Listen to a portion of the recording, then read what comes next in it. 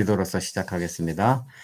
사랑의 하나님, 여러 가지 환경이 힘들고 어려운 가운데 있지만 모두가 하나님을 만나고 배우고자 그래서 우리가 제1계명부터 하나님을 깊이 만나는 그래서 10계명에 말하고 있는 하나님을 오직 하나님만 섬긴다는 것이 무엇인지 오늘도 깨달을 수 있도록 도와주시고 하나님 지혜를 주옵소서. 예수님의 이름으로 기도합니다.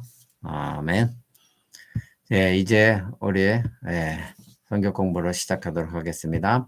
우리가 지난 시간에 여러분들이 그 십계명 서문에 대해서 여러분들이 배우셨죠. 십계명 서문에 우리가 십계명이라는 것이 무엇인가, 그리고 또 우리가 하나님 십계명이 바로 하나님 앞에 우리가 서 있다는 것, 십계명이 말하고 있는 것이 무엇인가, 그리고 죄송합니다. 자꾸 누가 밖에서 벨을 누르는데 죄송합니다. 십계명이 지금 집에서 하던 거 여러 가지 제약이 있네요. 십계명의 여러 가지 문제에 대해서 인간들이 자꾸 우상을 만드는 것, 그 부분에 대해서 여러분이 말씀드렸죠. 자, 오늘은 이어서 제1계명이 바로 여러분들에게 알려드린 코람데오의 내용이 있다는 거, 이것을 여러분 오늘 배우셔야 됩니다. 우리가 지난주에 십계명은 우리를 얽어매고 옥죄기 위한 것이 아니라고 말씀드렸죠. 오히려 우리에게 은혜를 베푸셔서 하나님은 이렇게 은혜 하나님이다, 이것을 알려주시면서 우리를 자유롭게 하기 위한 하나님 말씀이었습니다. 그래서 우리가 지난주 십계명 서문 배우면서 우리에게 금지 규정을 말해주고 있기보다는 하나님께서 얼마나 은혜로우시냐, 얼마나 자비로우시냐, 얼마나 우리의 구원자가 되시느냐, 이것에 대해서 하나님 말씀하신 것이라고 알려드렸죠. 그러니까 우리가 세상을 살아갈 때에 이 계명들이 우리의 갈 길을 비춰준다, 즉 우리가 어떻게 살아가야 되느냐를 알려주는 것이 십계명입니다. 그래서 십계명 말씀들은 우리를 뭐가 억압해서 우리를 자유를 뺏고 이거 갖고 강압적으로 하는 그런 어떤 법이 아니라 하나님께서 자비롭게 우리에게 베풀어 주신 것. 그래서 그 하나님 말씀 안에서 하나님 백성들이 어떻게 생명을 얻기 위해 나아가야 되느냐, 이것이 이 길을 가야 된다, 그래서 알려주신 길입니다. 그것이 제1계명부터 시작하는 거죠. 그래서 우리가 지난주에 십계명을 서문을 배우면서 십계명은 우리에게 구원을 알려주기 위한 것이라는 말씀을 드렸습니다. 그래서 너는 나 외에는 다른 신들을 내게 두지 말라, 1계명이죠. 이것을 읽을 때에 이 계명을 주시기 전에 반드시 서문을 여러분이 읽어야 된다고 그랬죠. 그래서 매 주일마다 우리가 서문서부터 읽죠. 나는 너를 애굽 땅 종되었던 집에서 인도해낸 너의 하나님 여호와다. 너는 나 외에는 다른 신을 내게 있게 하지 말아라. 이렇게 하나님의 이 말씀 먼저 하신 것을 우리는 기억해야 됩니다. 나는 너를 애굽 땅 좋은 데 집에서 인도해낸 하나님이다. 은혜를 베푼 하나님이다. 그것이 지난주에 여러분이 강조했던 것이죠. 그러니까 하나님께서 나에게만 구원이 있으니 너는 나만 섬겨야 된다, 이겁니다. 나 외에는 구원이 없다. 그러니까 네가 구원을 얻기를 원한다면 나만 바라봐야 된다. 즉 하나님만 바라봐야 된다. 그러니까 하나님께서는 우리들에게 나타나실 때에 구원의 하나님으로 나타나십니다. 가장 중요한 거는. 그러니까 제1계명은 우리에게 어떤 협박하거나 강압하는 것이 아니라 네가 구원을 얻기 위해서는 어떻게 살아야 된다, 그 길을 알려주신 것이에요. 그래서 이 제1계명이 바로 우리의 구원을 바라보게 해준다는 거, 우리가 어떤 방향으로 가야만이 구원을 얻을 수 있는가, 이 길을 알려준다는 것을 우리 먼저 알아야 됩니다. 그래서 너는 나 외엔 다른 신을 섬기지 말라 말씀하셨을 때 하나님의 의도는 뭐예요? 내가 너에게 구원을 베푸는 하나님이라는 것을 기억하라는 것이죠. 그러니까 네가 구원을 만약에 잃어버리고 싶지 않다면 나를 믿어야 된다. 네가 정말로 구원을 얻기 원한다면 나를 의지하고 나를 믿어야 된다. 이것이죠. 이것이 제1계명이에요. 그러니까 하나님은 우리들에게 구원의 하나님으로 나타나신다는 거 여기서부터 놓치면 안 됩니다. 그러니까 하나님께서는 언제나 나는 너를 구원하기 위한 하나님이지 너를 패망하고 멸망시키기 위한 하나님이 아니라는 것이죠. 그러니까 내 구원과 복을 여전히 얻은 채로 살아가기를 우리가 원한다면 우리는 하나님 외에 다른 신을 섬겨서는 안 된다는 거. 이것이 우리의 신앙의 아주 기본적이 돼야 됩니다. 그러니까 이것을 보면 우리 인생에 대해 생각하게 되죠. 여러분 십계명의 대부분이 뭐뭐 하지 말라, 하지 말라 돼 있잖아요. 근데 이 10 가지 십계명 중에 딱 2 가지만 하라 이거 나머지 하지 말라예요. 그러니까 요즘 말로 여러분들 칭찬은 뭐죠? 고래도 춤추게 한다는 말이 있잖아요. 근데 하나님은 우리에게 하지 마. 이것을 말씀하시는 나쁜 하나님으로 생각할 때가 우리 많아요. 그러니까 왜 십계명에 하지 말라 대부분을 차지하고 있는지를 먼저 알아야 되는데 왜 하나님 하지 말라, 하지 말라 이런 것이 왜 이렇게 많을까? 성경에도? 왜 이렇게 대부분이 하나님이 너희는 이거 하지 마라, 이거 하지 마라 이런 것이 굉장히 많을까? 그거를 우리는 먼저 생각해야 돼요. 하나님을 원망하기보다는 왜 하나님이 하지 말라는 것들을 많이 써 놓으셨을까? 여러분, 우리는 어떤 학자들, 그래서 심리학자들, 그리고 교육학자들, 이런 사람들, 이런 아주 유명한 사람들보다 하나님이 우리의 속마음과 우리가 어떤 존재인가를 더 잘 알고 있다는 것을 여러분이 믿고 있죠. 근데 우리는 대부분이 저명한 학자들이 말하는 거에는 "와 그렇지. 맞아." 어떤 심리학자가 뭐라면 "아 맞아." 거기에 감탄하고 그것을 철저하게 받아들여요. 그죠? TV에서 누가 뭐 말하면 이런 사람이 유명한 박사가 이런 말 했대. 근데 정작 여러분들은 성경에서 여러분의 창조주시고 여러분의 구속주시고 여러분을 구원하신 그 하나님의 말씀에는 감동이 별로 없어요. '아 그렇지.' 하고 믿고 그걸 받아들이고 실천하려고 하는 마음이 없는데 인간 어떤 학자라든가 인간 교육학자나 뭐 심리학자나 이런 사람이 말하는 걸 철떡같이 믿어요. 그런데 하나님께서 우리에게 하지 말라고 하신 말씀은 수긍을 잘 안 해요. 근데 우리는 여기에 수긍해야 되거든요. 그러면 왜 하나님께서 칭찬하면 고래도 춤을 추게 하는데 그거에도 불구하고 하나님께서 우리에게 칭찬하는 게 아니라 대부분의 말씀이 하지 말라. 왜 이런 계명을 우리에게 주셨을까? 우리 이걸 생각해 봐야 되거든요. 여기서 우리가 알아야 될 거는요.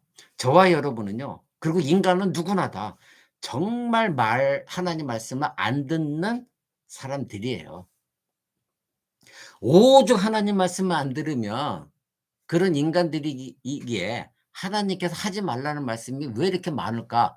우린 그거를 깨달아야 되는데 하나님이 왜 이렇게 하지 말라는 말씀을 많이 하시는 거야? 하나님 원망하거든요.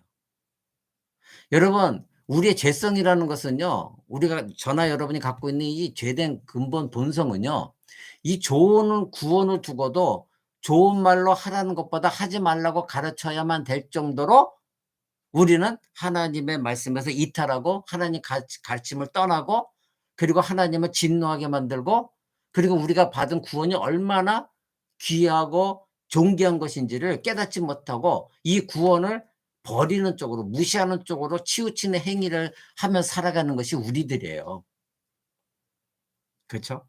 하나님 모든 좋은 걸 다 주셨음에도 불구하고 여전히 우리는 하나님 말씀을 듣지 않아요. 사람의 아까 말한 유명하다는 사람의 말은 쫓아다니면서 세미나나 쫓아다니면서 들어도 정말 하나님 말씀은 여러분을 살리신 하나님 말씀 별로 중요하게 여기질 않거든요. 그러니까 하나님이 하지 말라, 이러지 말라, 이러지 말라가 성경에 많이 들어있는 거예요. 그러니까 하나님의 책임이 아니라 우리들의 책임이거든요. 우리가 그렇게 살기 때문에 하나님이 하지 말라고 하시는 말씀이 많거든요.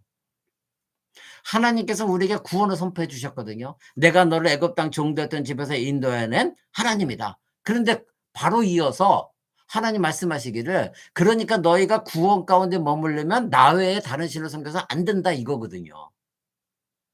내가 너에게 이렇게 은혜를 베풀었고 죄의 종 노릇하던 너희들을 이렇게 살렸으니 이제는 너희가 나만 믿고 나만 섬기고 다른 신들을 섬겨서 안 된다 이 말씀을 하신 거예요. 그러니까 하나님께서 이렇게 금지할 말씀 붙이신 것에서 우리의 심각한 타락, 우리가 얼마나 죄성을 가지고 있고 우리 지성이 어두움 속에서 헤매고 있는가를 우리는 발견해야 되거든요.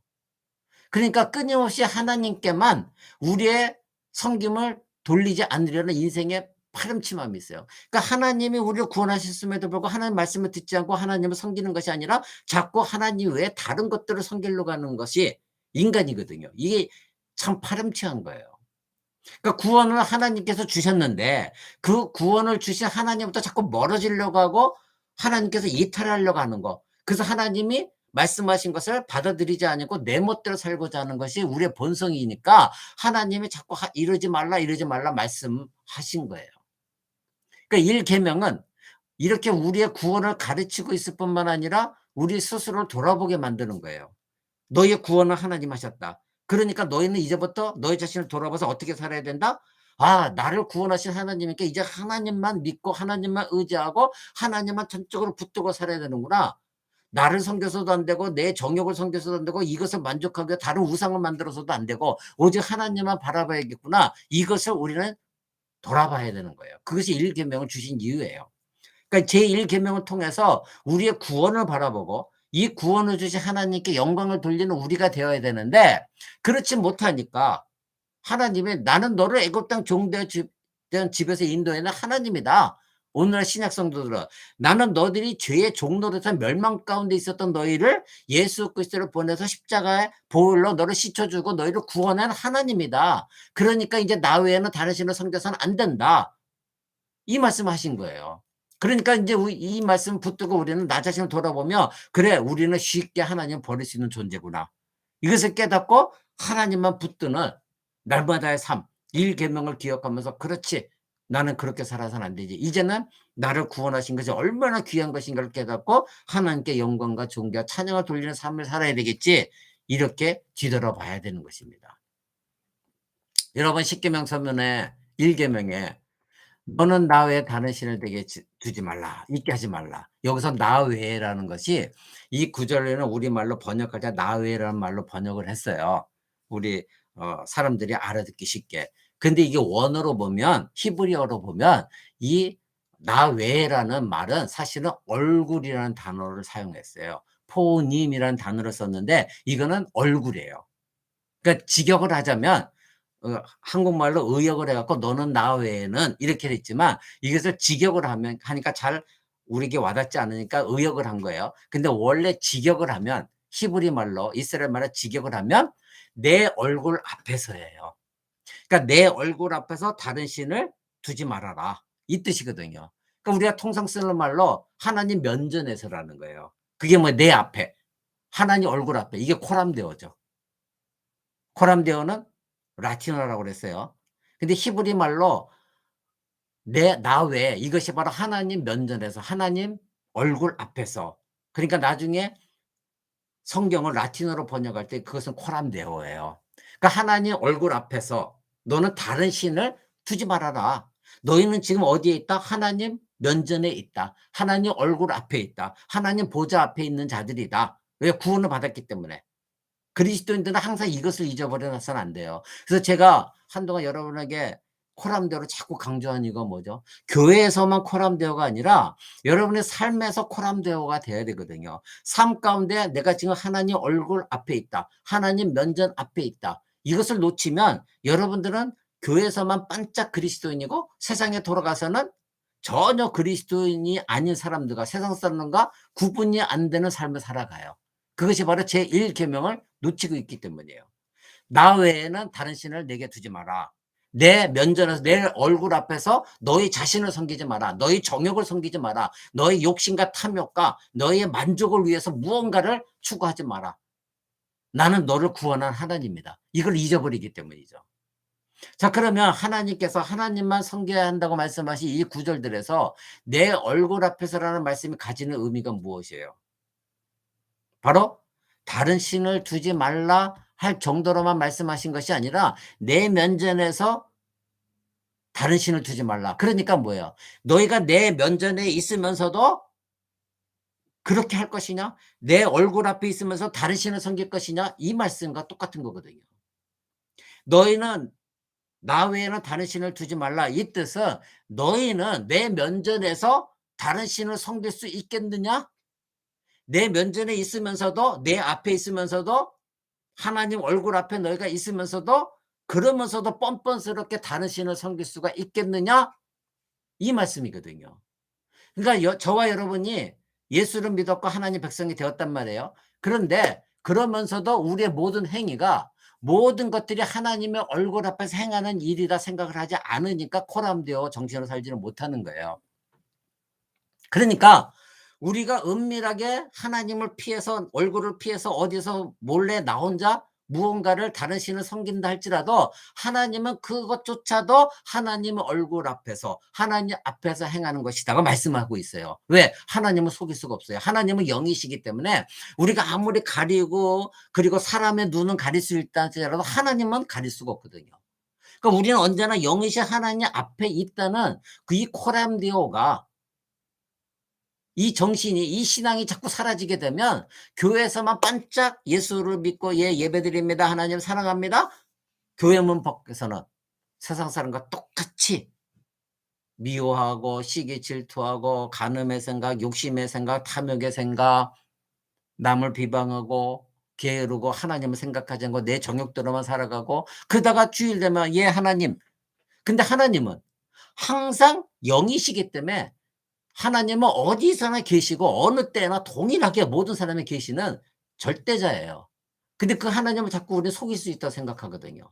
근데 지금 하나님 말씀 1계명이 뭐냐면 "내 얼굴 앞에서 너희가 그렇게 할 수 있느냐?" 이렇게 말씀하고 있는 거예요. 내 앞에서 나 외에는 다른 신을 두지 말라. 이 얘기는 원어로 보면은 코람데오 내 앞에서 내 얼굴 앞에서 너희가 너희 자신의 정욕을 섬길 수가 있겠느냐? 그것이 바로 우상이다. 너희가 어떻게 내 앞에서 이럴 수가 있느냐? 내가 예수 그리스도를 십자가 못 박고 죽게 함까지 너희를 구원해 줬는데 너희가 나한테 이럴 수가 있느냐? 이 말씀이에요. 그러니까 여러분들은 하나님을 속이려고 해서는 안 돼요. 눈을 가리고 아웅하면서 내 마음의 속은 하나님 모르시겠지? 아니에요. 여러분의 모든 걸 다 꿰뚫어 보시는 분이 하나님이시거든요. 여러분, 우리가 다른 신을 우상을 섬긴다는 것이 마치 무엇을 뭐 옛날에 동전 넣고 인형 뽑듯이 그런 여러 가지 신 중에 하나를 선택하는 게 아니에요. 하나님을 버리고 다른 신을 선택하는 거, 하나님을 버리고 여러분 자신이 하나님이 되어지는 거, 하나님을 버리고 여러분의 정욕과 욕심에 이끌려서 내가 원하는 걸 하고자 하는 거, 그것이 우상이라고 분명 말씀드렸죠. 그것이 돈으로 나타나기로 명예로 나타나기도 하고 자녀로도 나타나게 하고 권세로 나타나게 하고 다 이미 배웠잖아요. 근데 하나님을 버리고 그런 일을 선택하는 건 뭐예요? 하나님이 보고 계시는 가운데 행하는 일들이라는 거예요. 이거 얼마나 무서운 일이에요. 하나님이 지금 뻔히 여러분을 보고 계신데 여러분은 하나님 나를 안 보는 것처럼 생각해서 내가 원하는 행위대로 그것이 우상이 되어져서 나가요. 내가 나를 섬기고 있다니까요. 이거 무서운 일이에요. 하나님 얼굴 앞에서, 하나님 면전에서, 하나님 바로 코앞에서 다른 신을 선택하는 거. 지금 여러분들이 저와 여러분이 이런 일을 삶을 살고 있다는 거예요. 그러니까 피할라 피할 수도 없고 숨기려라 숨길 수도 없는 일인데 하나님 지금 모든 걸 나를 보고 계신데 나는 마치 하나님보다 월등한 위치에서 나는 하나님을 속일 수 있다 생각하는 거. 이 피조물이 창조주 하나님을 나는 속일 수 있다 생각하는 거. 그러면서 자기가 원하는 것을 행하면 나가는 거. 그래서 자기 만족을 위해 사는 거. 근데 하나님은 우리의 모든 행위를 살피고 계시거든요. 이게 얼마나 무서운 일인지 아십니까? 사랑하는 여러분.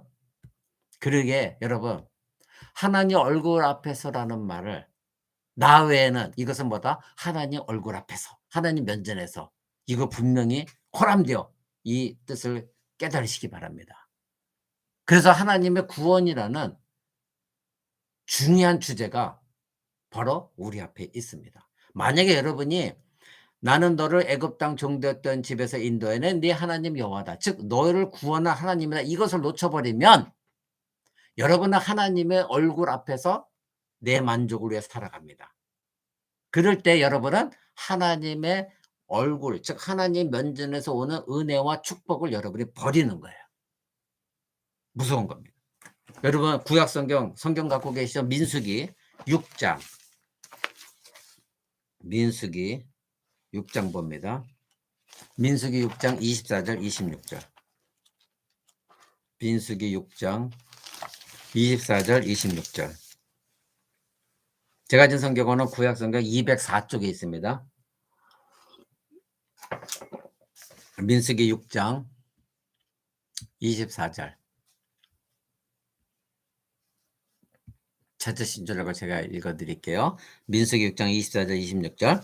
여호와는 내게 복을 주시고 너를 지키시기를 원하며 여호와는 그 얼굴로 내게 비치사 은혜 베푸시기를 원하며 여호와는 그 얼굴을 내게로 향하여 드사 평강 주시기를 원하노라 할지니라 하라. 이건 뭐냐면 아론이 대제사장이었잖아요. 그래서 아론에게 하나님께서 이스라엘 백성들이 축복하시도록 오늘을 날로면 목사님들이 예배를 마치고 축복 기도해 주잖아요. 그것을 어 주 예수 그리스도의 은혜와 하나님의 사랑과 성령의 교통하심이 영원토록 함께 있을지어다. 이것은 이제 신약의 축복이고 또 구약에 나와 있는 이 복도 이것을 선포해도 돼요. 그러니까 저기 뭐 여러분들이 아시는지 모르지만 그 저기 뭐 축복 기도할 때 저는 눈을 뜨고 합니다.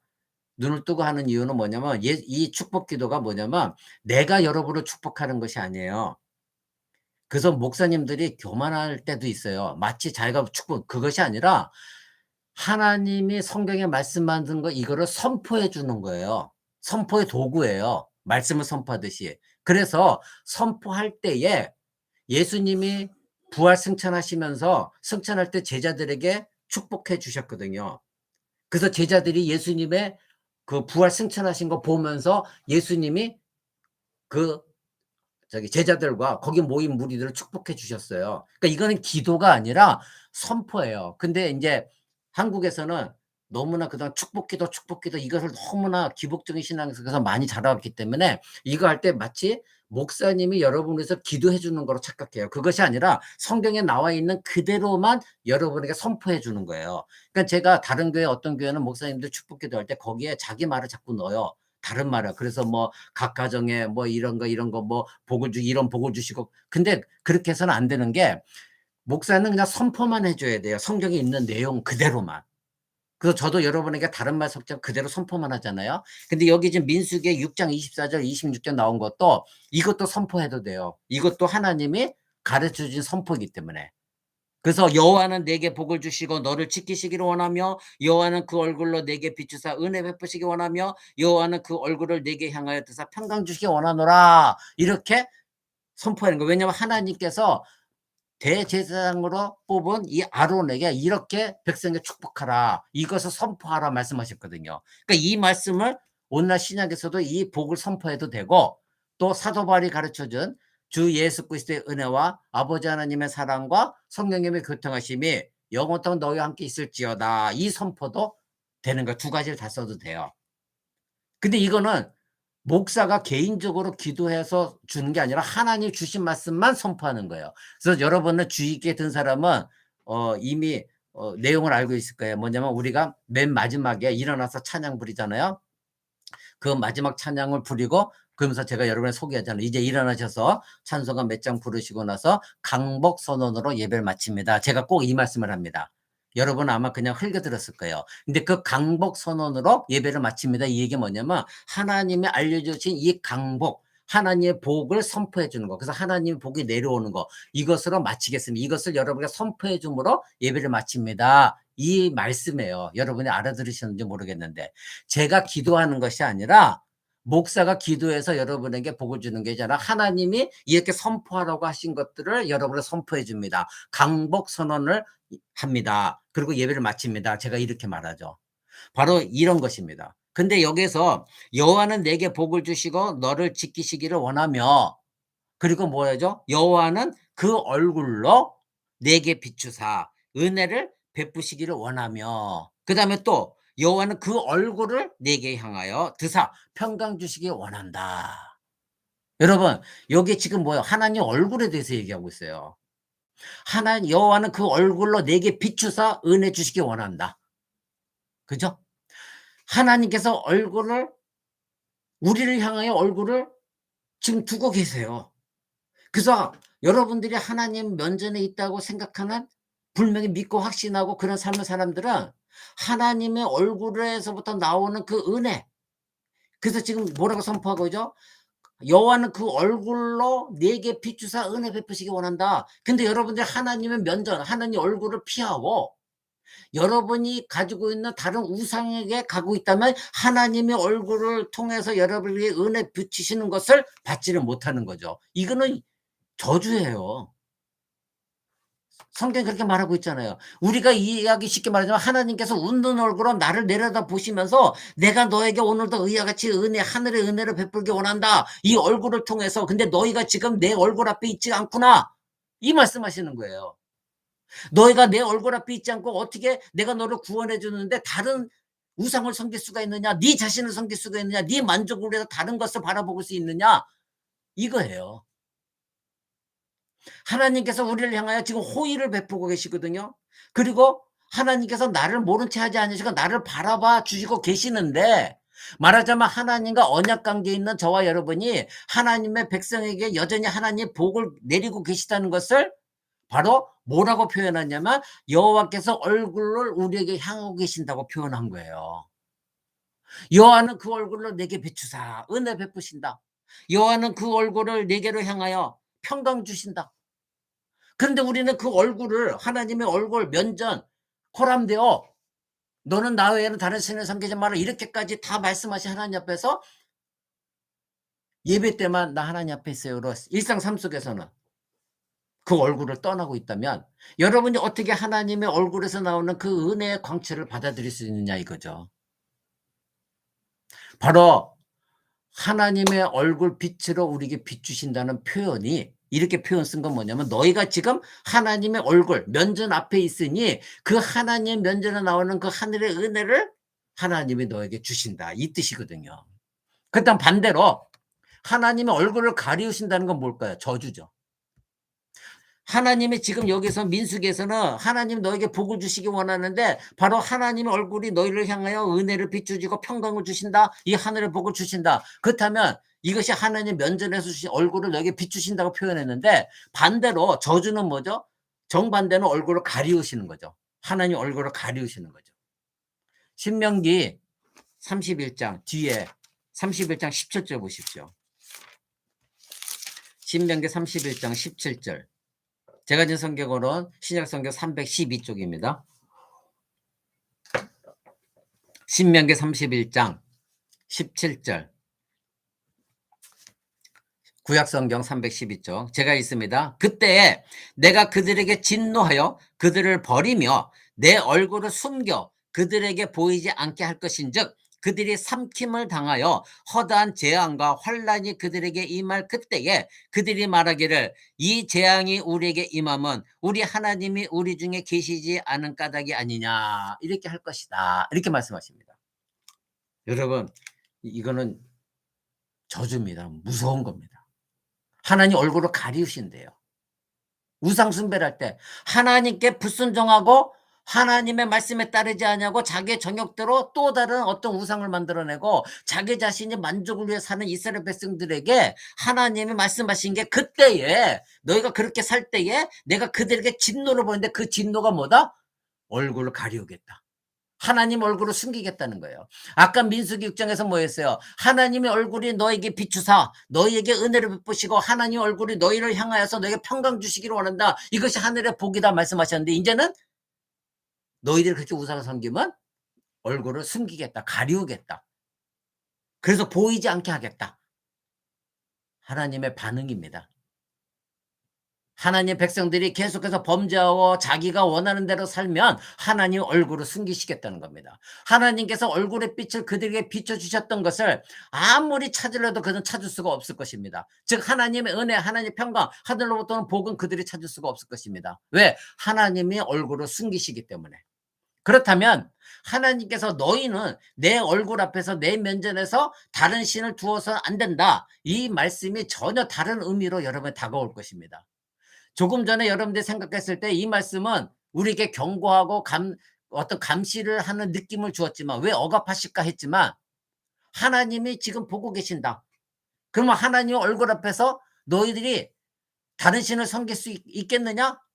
이런 여러분이 이것을 깨달았잖아요. 그런데 하나님 얼굴에서 이제 여러분들이 민수기를 통해서 들었단 말이에요. 그러면 이제는 여러분에게 어떤 의미로 다가옵니까? 하나님의 얼굴이라는 것이 하나님 면전 나 외에는 다른 신 섬기지 말라 이런 의미가 어떻게 다가옵니까? 하나님께서 우리에게 따스한 얼굴로 우리에게 비춰주셨는데 하나님께서 하나님의 얼굴 빛을 우리에게 은혜로 평강으로 비춰주셨는데 하나님께서 그래서 우리에게 구원을 주셨는데, 그런데 그 앞에서 너희가 어떻게 다른 신을 섬길 수가 있겠느냐. 내 면전에서 너희가 감히 내 앞에서 내가 너를 구원해 줬는데 어떻게 내 면전에서 뻔뻔하게 나를 버리고 너 자신에 있는 정욕을 위해서, 만족을 위해서 우상을 섬길 수가 있느냐. 그 우상은 목각이 아니라고 그랬어요. 그것만이 아니라고 그랬어요. 이미 다 배웠죠. 어떻게 다른 신을 섬길 수가 있겠느냐, 이 말씀입니다. 여러분, 애굽 땅 종됐던 집에서 인도에는 네 하나님이다 말씀하셨죠. 분명히 명백하게 하나님이 말씀하셨어요. 이건 뭐예요?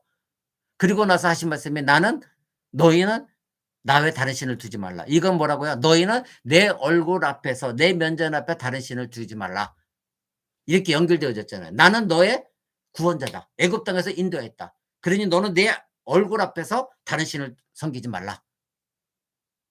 명백한 구원의 문맥입니다.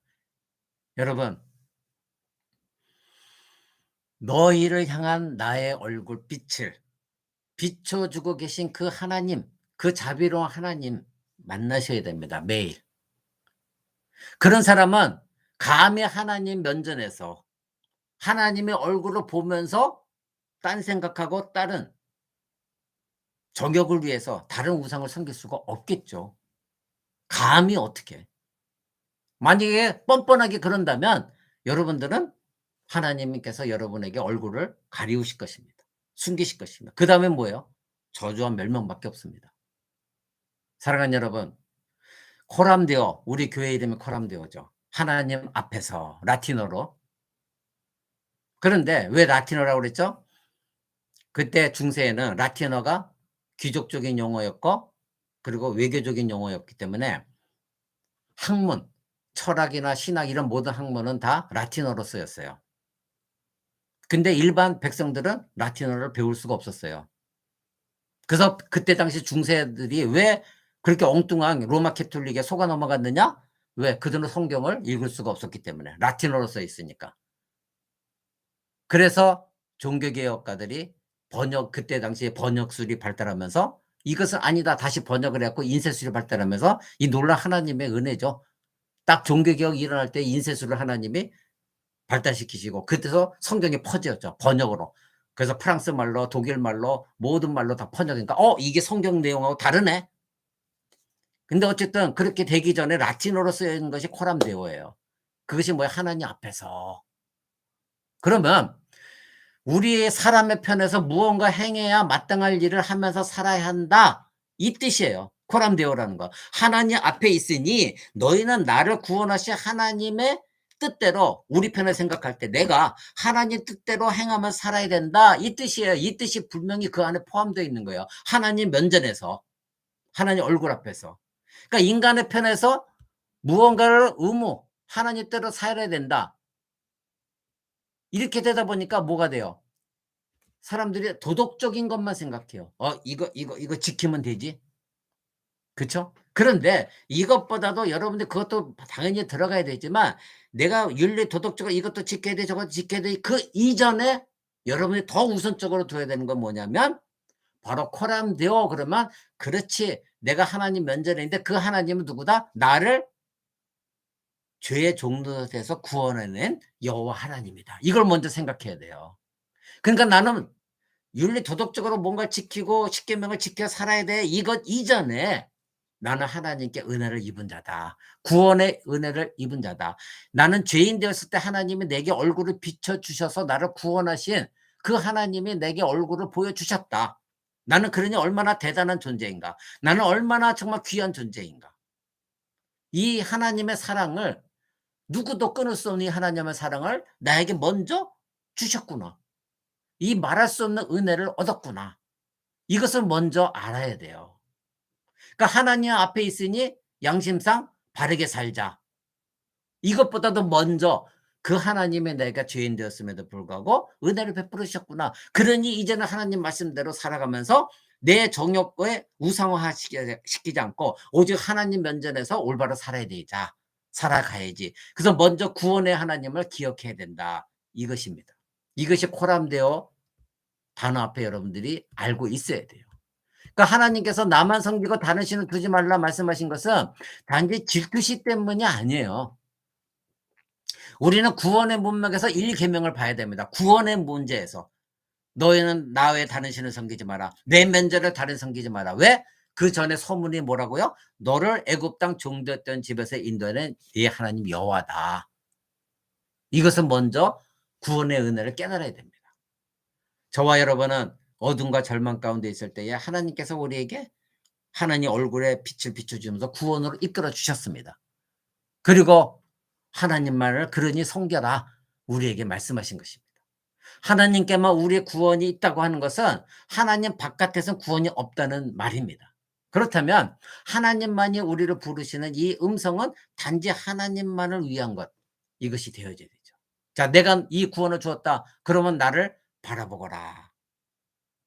이것을 하나님 은혜를 경험한 사람은 이 말씀이 억압이고 명령으로 그리고 무섭게 다가오는 게 아니라 내가 너를 구원하지 않았니? 그러니까 너는 이제는 나만 섬겨야 된다. 부드럽고 포근하고 아름다운 말로 여러분에게 들려지게 되어 있습니다. 바로 나는 너를 애굽 땅 종되었던 집에서 인도해낸 네 하나님이다. 나는 너를 죄의 노예에서 예수 그리스도를 죽이기까지 너를 사랑해서 구원한 내 하나님이다. 그러니 너는 이제부터 나만 섬기거라. 이 말씀이 이제 따뜻하게 들린다 이거예요. 억압적으로 들리는 게 아니라. 이것이 여러분에게 읽으면서 발견해야 됩니다.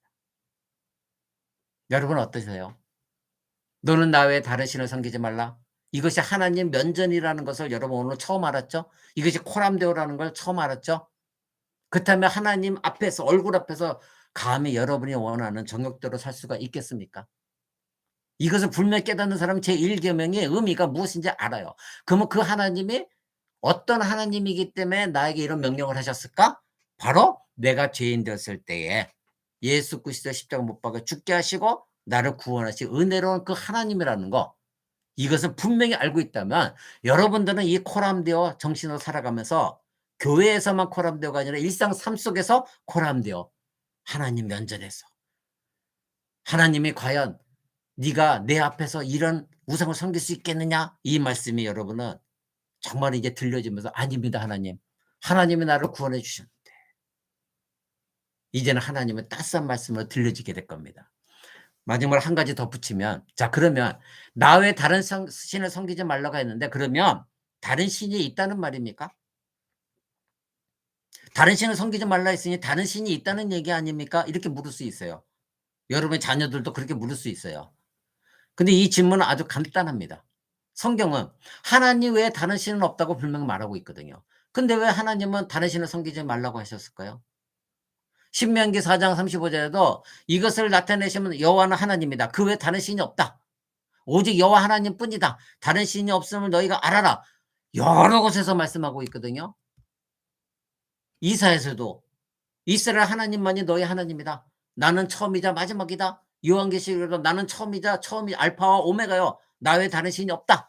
분명히 여러 곳에서 말씀하고 있습니다. 그러니까 성경을 통해서 우리는 분명히 명백한 게 우리가 신이라고 부를 수 있는 존재는 하나님밖에 없어요. 다른 것은 신이라고 부를 수 있는 실제 존재는 아무것도 없습니다. 어떤 사람은 사단을 영적인 존재니까 그것도 신이 아니냐 이렇게 생각하지만 여러분 사단도 피조물이에요. 천사들도 피조물이에요. 그러니까 사단은 타락한 천사가 사단이 된 거예요. 그러니까 그들도 피조물이에요. 그러니까 그들은 신이 될 수가 없어요. 피조물이기 때문에. 오직 창조주 하나님만이 하나님이십니다. 하나님만이 신이십니다. 그러니까 우리가 영적 존재로 범위를 확대시키면 거기에는 천사도 있고 악마도 있어요. 근데 이 모든 것은 다 뭐예요? 피조물이에요.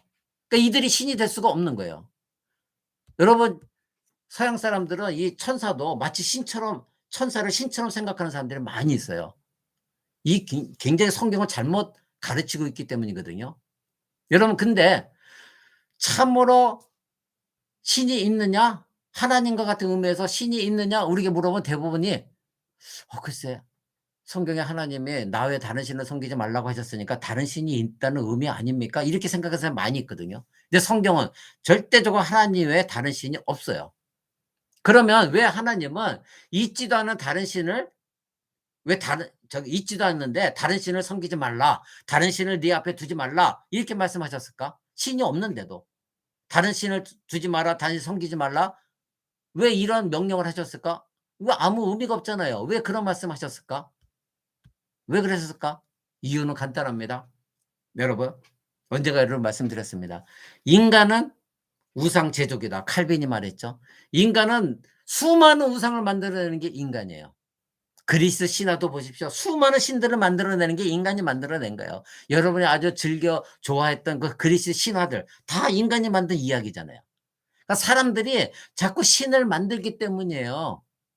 신이 또 있는 것이 아니라 하나님 같은 존재가 또 있는 것이 아니라 없는데 인간이 자꾸 우상을 만들어요. 인간이 자꾸 신을 만들기 때문이에요. 그러니까 사람들이 자꾸 없는 신을 인간이 만들어내는 거죠. 하나님은 우리에게 종교심을 주셨어요. 왜? 하나님만 섬기라고 종교심을 줬기에 인간에게 종교심이 있어요. 그러니까 이 종교심이 하나님만 바라봐야 되는데 타락하다 보니까 인간이 하나님 외에 다른 신을 자꾸 섬기는 종교심으로 타락했기 때문에 그 종교심이 쓰임 받는 거예요. 그러니까 죄를 범하고 나니까 자꾸 종교심이 하나님 외에 다른 신을 섬기되 사용되어 주고 있어요. 그러니까 자꾸 신을 만드는 거예요.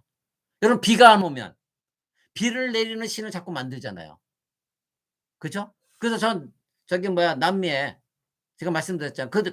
저기 그 나라에서는 뱀이 비가 내리는 게 뱀 같으니까 뱀의 신을 만드는 거예요.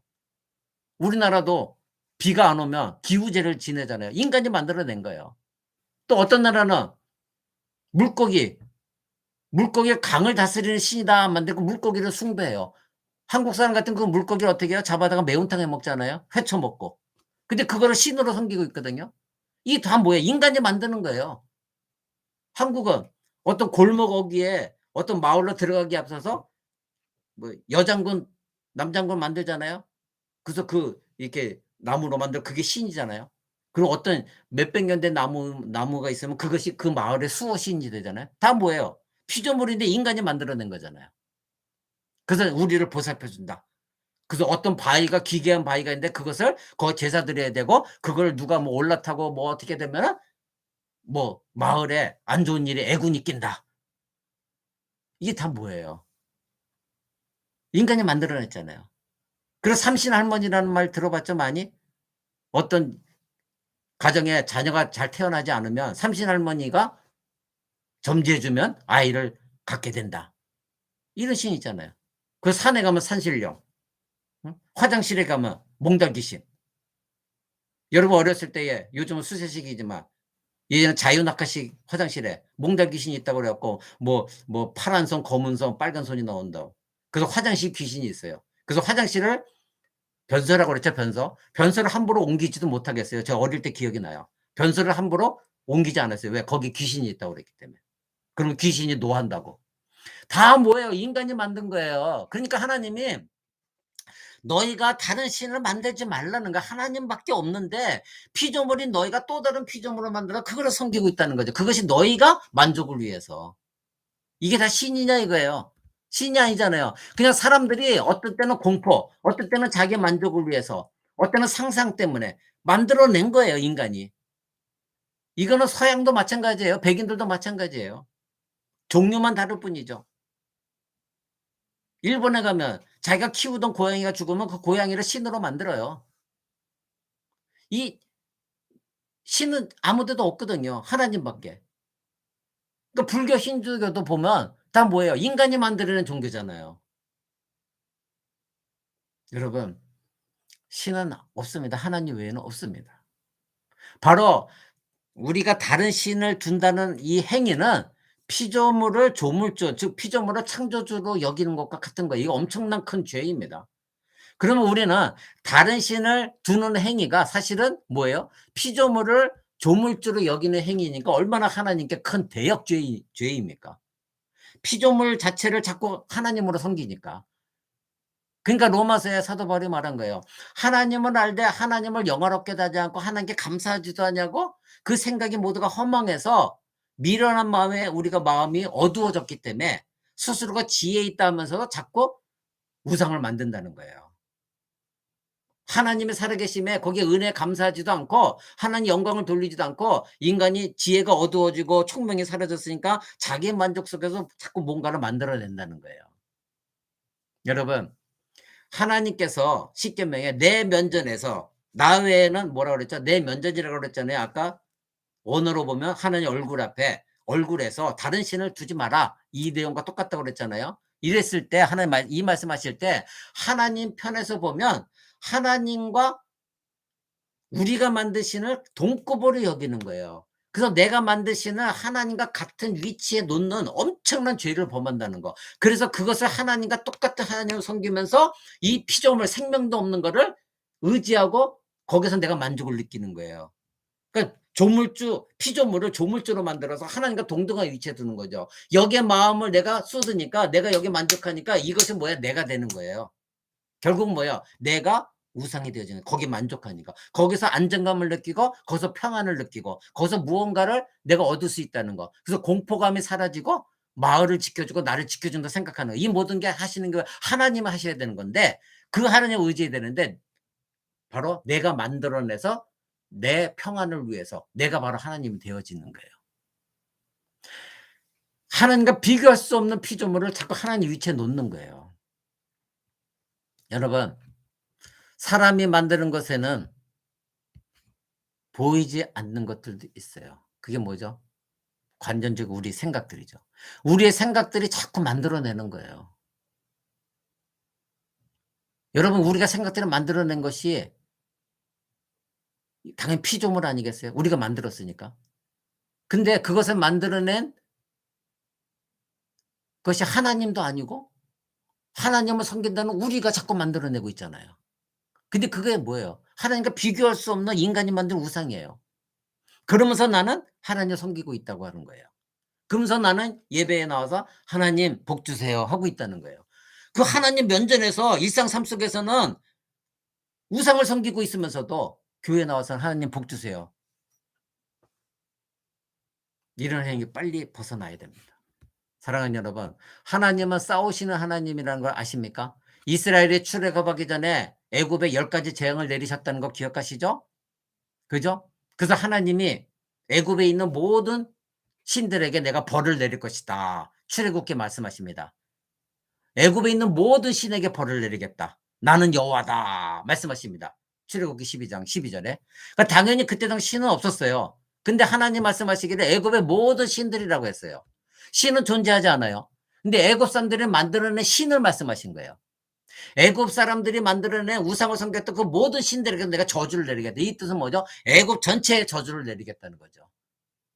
그러니까 결국 어떻게 했어요? 애굽의 10가지 재앙을 중에서 마지막 재앙, 애굽에 있는 모든 가정의 장자를 다 죽이셨잖아요. 그때에 애굽이 만들어냈던 애굽 사람들이 인간들이 만든 신이 어떤 힘을 발휘했습니까? 아니요. 바로 하나님 진노 앞에서 모두가 다 진멸당했습니다. 출애굽 당시에 애굽 장자들 다 죽었어요. 그때 애굽이 사람들이 만드는 모든 신들은 아무 일도 하지 못했습니다. 그들 모두가 다 멸망당했습니다. 이 말씀의 의미가 무엇입니까? 하나님은 사람이 만들어낸 신들에 대해서 하나님 가만히 있지 않는다는 거예요. 하나님은 존귀하신 분이기 때문에 하나님의 명예와 하나님의 자존심 지키시기 위해서 하나님은 그런 가짜 인간이 만드는 신과 싸우십니다. 물론 이거는 신이 아니에요. 인간이 만들어낸 거예요. 이제 표현하자면 그런 거예요. 결국 하나님은 누구와 싸우십니까? 우리 속에 하나님 대신 들어차 있는 것들. 그래서 내가 자꾸 신의 형상으로 만든 어떤 우상들, 우상으로 표현하는 것들, 내 마음속에 있는 그런 악한 우상적인 하나님과 똑같은 무언가 있는 거, 그것과 싸우시는 거예요. 그러니까 하나님은 하나님을 섬기지 아니고 다른 것을 섬기기 위해서 우리 마음속에 자리 잡고 있는 것들, 이것과 싸우십니다. 그러기에 여러분들이 이 1계명으로 여러분이 분명히 깨달아야 할 거는 하나님은 싸우시는 하나님이라는 것도 아셔야 돼요. 내 안에 여러분 자신 안에 하나님 외에 다른 무언가가 자꾸 있다고 그러면 그래서 그것을 하나님보다 더 중시 여기고 그것을 의지하고 그것에서 뭔가 내가 얻기 위한 만족감을 느끼려고 하는 하나님을 버리고 그것을 자꾸 추정하는 거 있다면 하나님은 여러분 안에는 그 마음과 싸우십니다. 왜? 하나님은 온전히 여러분의 마음의 주인이 하나님만 되시기 원하기 때문에 내 면전에서 다른 우상을 두지 말아라. 나는 네 안에 있는 그 우상을 쌓을 것이다. 여러분 이건 무서운 것입니다. 오늘 대한민국 조국교회도 이 십계명의 첫 계명의 의미를 잘 안 가르쳐 주다 보니까 그다음에 2 계명, 3 계명, 4 계명, 5 계명 전부 다 그냥 입으로만 지식적으로만 알고 입으로만 알고 있지 이 심오한 하나님 뜻을 성경적으로 알지 못해요. 그러니까 자꾸 예수를 믿는다고 하면서 우상을 섬기고 있는 거예요. 그 우상이 뭐예요? 결론은 나예요, 나. 결론은 나예요. 내가 필요하기 때문에 자꾸 우상을 만들어내는 거예요. 내 만족 때문에. 사랑하는 코랑데오 성도 여러분, 나 외에 다른 신을 섬기지만 그 나 외라는 것이 나 외에 그것이 뭐죠? 하나님의 얼굴 앞에서 면전 앞에서 그게 뭐예요? 코람데오라고 말씀드렸습니다. 우리가 교회 안에서만이 아니라 일상 삶 가운데 여러분 이 제1 계명의 의미를 분명히 깨달으시고 하나님은 여러분 안에 그러한 우상적인 것이 있다면 애굽의 모든 신을 싸워서 그들을 멸망시킨 것처럼 여러분 안에 있는 그 우상을 하나님은 그대로 내버려 두지 않으십니다. 여러분들이 계속해서 그 우상을 섬기고 의지한다면 여러분을 깨닫게 하시고요. 징계를 통해서라도 여러분들을 붙들어 매십니다. 그것이 하나님의 사랑이에요. 내가 잘못한 것도 없는데 나한테 아무런 징계가 없다. 그렇다고 해서 '아 나 해피한 존재.' 여러분 그거 좋아하지 마세요. 그거 절대 아닙니다. 사랑하는 여러분 제1 계명이 어떤 의미인지를 여러분 오늘 분명히 아셨으니 이제부터는 여러분 안에 있는 우상적인 여러분이 만들어내는 모든 것들 버리시고 하나님 얼굴 앞에서 코람데오 앞에서 일주일 내내 360일 내내 그런 마음을 살고자 애쓰는 저와 여러분 되시기를 우리 주 예수 그리스도 이름으로 축원을 드립니다. 기도하겠습니다. 사랑의 마신 아버지 하나님 오늘도 10계명 중에 제1 계명에 대해서 배웠습니다. 참으로 하나님은 하나님 면전 앞에서 너희가 감히 내가 너희를 어떻게 구원했는데 너희가 감히 내 앞에서 다른 우상을 섬길 수 있겠느냐? 이것이 제1 계명임을 깊이 깨닫게 도와주시고 우리 안에 여전히 남아있는 나 자신의 우상 이 마음적 유상적인 마음을 하나님이 싸우신다는 것을 깊이 깨달아서 언제나 코람되어 정신으로 살아가는 우리 성도들에게 하나님의 얼굴에 빛을 비춰주시고 얼굴의 은혜와 평강과 하늘의 복을 공급해 주시기를 간절히 소망합니다. 우리 주 예수 그리스도 이름으로 기도합니다. 아멘. 예, 모두 수고하셨습니다. 오늘 처음에 매끄럽지 못한 거 죄송합니다. 제가 이게 잘 기술을 몰라 가지고요. 주혜 자매님 그리고 선미 자매님 죄송합니다. 오늘 좀 매끄럽지 못했습니다. 감사드립니다. 수고하셨습니다.